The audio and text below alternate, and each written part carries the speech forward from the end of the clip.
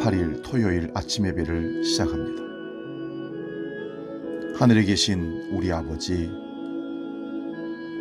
이름을 거룩하게 하시며 아버지의 나라가 오게 하시며 아버지의 뜻이 하늘에서와 같이 땅에서도 이루어지게 하소서. 오늘 우리에게 일용할 양식을 주시고 우리가 우리에게 잘못한 사람을 용서해 준 것 같이 우리 죄를 용서해 주시고 우리를 시험에 빠지지 않게 하시고 악에서 구하소서. 나라와 권능과 영광이 영원히 아버지의 것입니다. 아멘.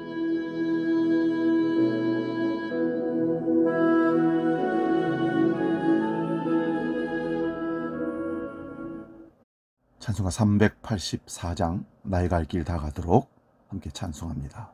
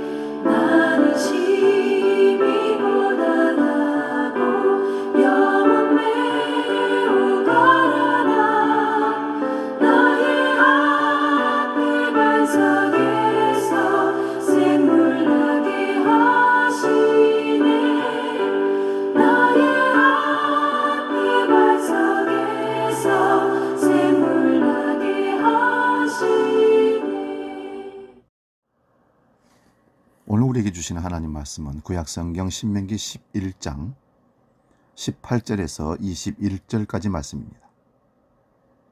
구약성경 279면에 있습니다. 신명기 11장 18절에서 21절 말씀 봉독할 때 살아계신 하나님의 음성을 들을 수 있기 바랍니다. 봉독합니다. 이러므로 너희는 나의 이 말을 너희의 마음과 뜻에 두고 또 그것을 너희의 손목에 매여 기호를 삼고 너희 미간에 붙여 표를 삼으며 또 그것을 너희 자녀에게 가르치며 집에 앉아 있을 때에든지 길을 갈 때에든지 누워 있을 때에든지 일어날 때에든지 이 말씀을 강론하고 또 내 집 문설주와 바깥문에 기록하라. 그리하면 여호와께서 너희 조상들에게 주리라고 맹세하신 땅에서 너희 날과 너희의 자녀의 날이 많아서 하늘이 땅을 덮는 날과 같으리라. 아멘. 오늘 봉독한 말씀으로 항상 지켜라, 이런 제목으로 말씀을 상고하고 은혜 나눕니다. 항상 지켜라. 세상에 복을 싫어하는 사람은 아마 없을 것입니다. 하나님께서는 인생들에게 하나님으로부터 내려지는 복을 사모하도록 하셨습니다. 왜냐하면 창조주이신 하나님은 복의 근원이 되시기 때문입니다. 그래서 하나님을 경외하는 성도들에게는 복의 길을 따르도록 가르치게 됩니다. 신명기 30장 19절에서 20절 말씀 봅니다. 내가 오늘날 천지를 불러서 너희에게 증거를 삼노라. 내가 생명과 사망과 복과 저주를 네 앞에 두었은즉 너와 네 자손이 살기 위하여 생명을 택하고 네 하나님 여호와를 사랑하고 그 말씀을 순종하며 또 그에게 복종하라. 아멘. 오늘 본문의 말씀은 하나님께서 인생에게 베푸시는 복과 은혜의 말씀입니다. 뿐만 아니라 이 큰 복과 은혜를 입을 수 있는 방법까지 분명히 가르치고 계십니다. 이 말씀은 하나님께서 이스라엘 백성들에게 약속하신 가나안을 지책에 두고 이스라엘 백성들에게 주신 하나님의 말씀이라서 더욱 깊은 의미가 있습니다. 바로 8절에서 21절까지 본문이 통째인데 우리가 뒷부분만 읽었습니다. 그래서 가나안 땅을 주리라 약속하신 그 약속을 되뇌이면서 앞에 있는 가나안 땅을 바라보고 있는 백성들에게 하나님께서 이 복된 말씀을, 이 약속을 받아 누리려면 너희들이 하나님의 말씀을 항상 지켜 행하라, 이렇게 말씀하시는 겁니다. 어떤 젊은이가 자기 목사님을 찾아와서 이렇게 말합니다. 목사님, 저를 위해 기도해 주십시오. 만일 하나님이 저를 번성케 해주신다면 제가 하나님이 주시는 모든 것 중에 10분의 1을 하나님께 드리겠습니다. 그래서 목사님은 그 젊은이를 위하여서 하나님이 그를 번성케 해주시고 축복해 주기를 간절한 마음으로 기도를 해 주었습니다. 그리고 그 젊은이가 받는 모든 것의 10분의 1을 하나님께 드릴 것이라고 약속을 했습니다. 하나님께서 그 젊은이를 축복하셨고 그는 하는 일이 다 번영해서 잘 되었습니다. 얼마 후 그 젊은이가 다시 찾아왔습니다. 목사님, 저는 더 이상 이전에 했던 서약에 매이기를 원치 않습니다. 그것이 너무 많아서 드릴 수가 없습니다. 목사님은 그 얘기를 듣고 좋다.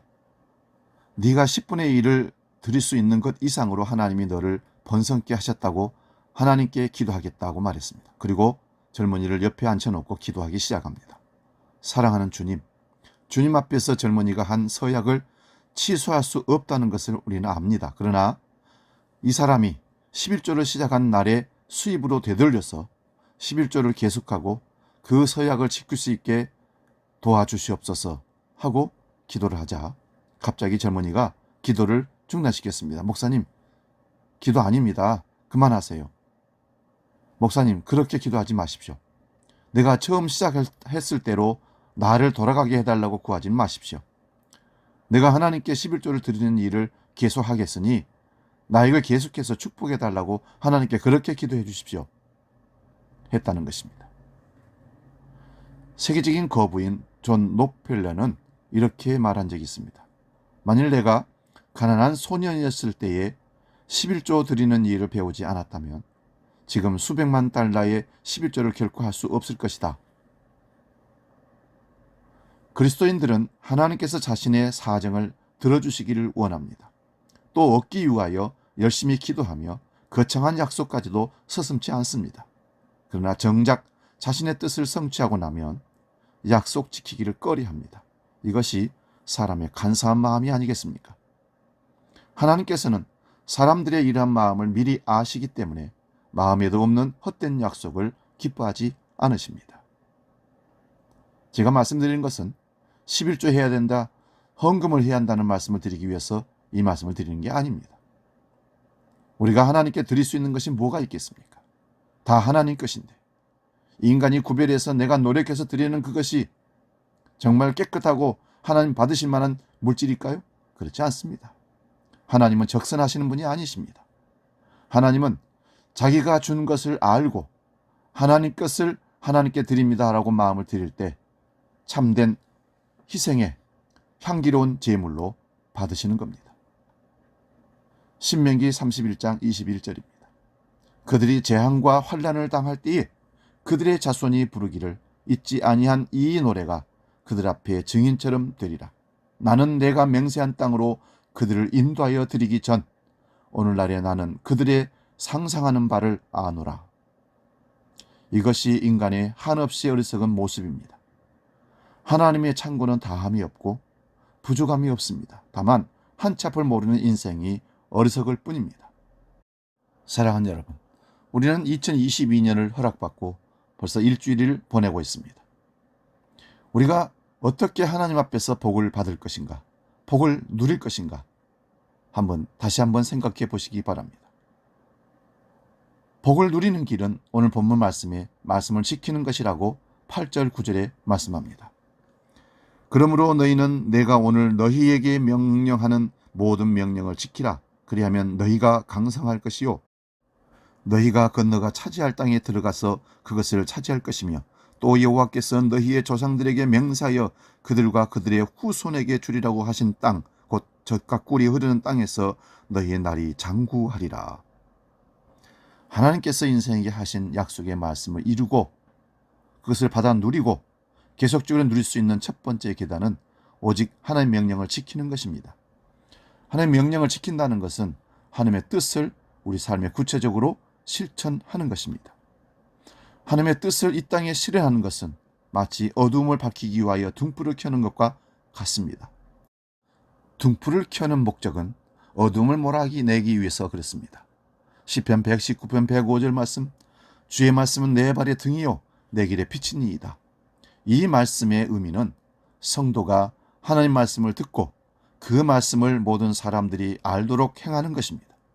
본문의 말씀대로 하나님의 명령의 말씀을 지키는 것이라는 겁니다. 두 번째, 우리가 하나님의 복을 누리는 길은 하나님을 섬기는 것입니다. 13절을 보십니다.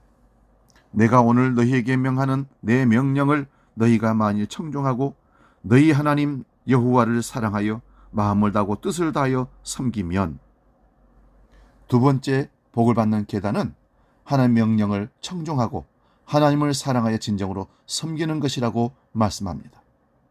앞서 말씀드린 하나님의 명령을 지키는 것은 하나님을 사랑하는 마음이 없이도 가능합니다. 종교적인 열심으로 자기 공적을 채우기 위해서 할 수 있습니다.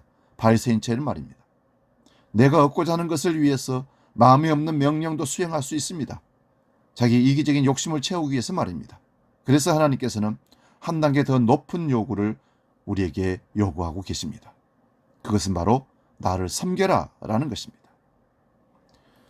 이 요구는 바로 주님께서 제자들에게 가르치신 두 가지 계명 가운데 첫 번째 것입니다. 마태복음 22장 37절 38절을 보면 주께서 이르시되 내 마음을 다하고 목숨을 다하고 뜻을 다하여 주 너희 하나님을 사랑하라 하셨으니 이것이 크고 첫째 되는 계명이요 이것이 인생에게 있어서 가장 큰 계명이라는 말씀입니다. 하나님을 사랑한다는 것은 내 생애와 생명의 주인이신 하나님을 인정하고 즐거워하는 것입니다. 주님이 이 세상에 계실 때에 가장 힘쓰셨던 것은 오직 하나님을 기뻐하며 그 뜻을 즐겁게 순종하는 것이었습니다. 이것이 주님을 따르는 우리들에게 본이 되는 것입니다. 요한복음 4장 34절 말씀에 보면 예수께서 이르시되 나의 양식은 나를 보내신 이의 뜻을 행하며 그의 일을 온전히 이루는 것이니라. 세 번째로 우리가 복을 누리는 길은 우상을 버리는 것입니다. 16절에서 17절을 보면 너희는 스스로 삼가라 두렵건대 마음에 미혹하여 돌이켜 다른 신들을 섬기며 그것에게 절함으로 여호와께서 너희에게 진노하사 하늘을 닫아 비를 내리지 아니하여 땅이 소산을 내지 않게 하심으로 너희가 여호와께서 주신 아름다운 땅에서 속히 멸망할까 하노라. 우상은 십계명 가운데 첫 번째 자리에 있으며 주님께서도 하나님과 우상을 겸하여 섬길 수 없다고 마태복음 6장 24절에 말씀하십니다. 이 우상에 관하여는 주님께서 우리에게 가르치신 대로 하나님보다 더 사랑하는 모든 것이 우상이라는 것입니다. 우상을 섬기면 모든 것은 다 끝나버리고 맙니다. 왜냐하면 하나님은 질투하시는 하나님이시기 때문에 그렇습니다. 이사야 42장 8절 말씀 봅니다. 나는 여호와니 이는 내 이름이라 나는 내 영광을 다른 자에게 내 찬송을 우상에게 주지 아니하리라. 그래서 우리를 미혹하고 대적하는 사탄의 무리들은 성도가 세상의 것들에 하나님보다 더 관심을 갖고 살도록 이끌어 간다는 것입니다. 성도가 세상에 더 많은 관심을 가지게 되면 기도도 찬송도 말씀도 멀어지게 됩니다. 이는 생명력이 약화되기 때문에 그렇습니다. 야고보서 4장 4절에 보면 가늠하는 여자들이여 세상과 벗된 것이 하나님의 원수임을 알지 못하느뇨. 그런즉 누구든지 세상과 벗이 되고자 하는 자는 스스로 하나님과 원수가 되는 것이니라. 이것을 빌립보서에서는 십자가의 원수라고 말하고 있습니다. 네 번째, 우리가 복을 누리는 것은 하나님의 명령을 삶의 근본으로 삼아야 한다는 것입니다. 18절에서 20절 말씀 봅니다. 이러므로 너희는 나의 이 말을 너희 마음과 뜻에 두고 또 그것을 너희의 손목에 매어 기호를 삼고 너희 미간에 붙여 표를 삼으며 또 그것을 너희의 자녀에게 가르치며 집에 앉았을 때든지 길을 갈 때든지 누웠을 때든지 일어날 때든지 이 말씀을 강론하고. 한마디로 이 말씀을 아침부터 저녁까지 계속해서 기억하고 하나님과 동행하라 말씀합니다. 말씀이 곧 하나님이십니다. 하나님과 동행하는 삶은 말씀을 듣고 행하는 사람입니다. 하나님의 약속은 거짓이 없습니다. 이 복된 말씀이 2022년을 열어가는 우리 주안교회 모든 성도들에게, 주의 백성들에게 참된 예비하신 축복으로 임할 수 있기를 축원드립니다. 2022년 첫 주를 보내고 내일은 둘째 주를 맞이합니다. 기대와 섬김과 설렘으로 하나님 앞에 나와 예배하는 축복의 사람 되시기를 축원드립니다. 기도하겠습니다. 살아계신 아버지 하나님, 항상 지켜라 라는 말씀을 저희들이 듣습니다. 항상 하나님을 기억하라는 말씀입니다. 우리가 하루 살아갈 때 하나님과 동행하는 삶을, 하나님 말씀을 기억하며 살아가도록 우리에게 말씀을 주시고 이끌어 주십니다.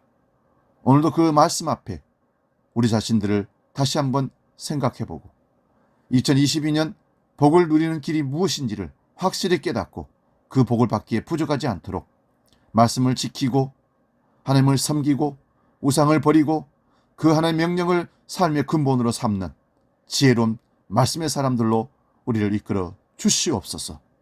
이제는 우리 주 예수 그리스도의 은혜와 아버지의 크신 사랑과 성령님의 감동 교제의 역사 충만케 하심이 말씀을 항상 지켜 하나님의 주신 복을 누리기를 원하는 믿음의 모든 백성들 머리 위에 영원히 함께 하시기를 간절히 축원하옵나이다.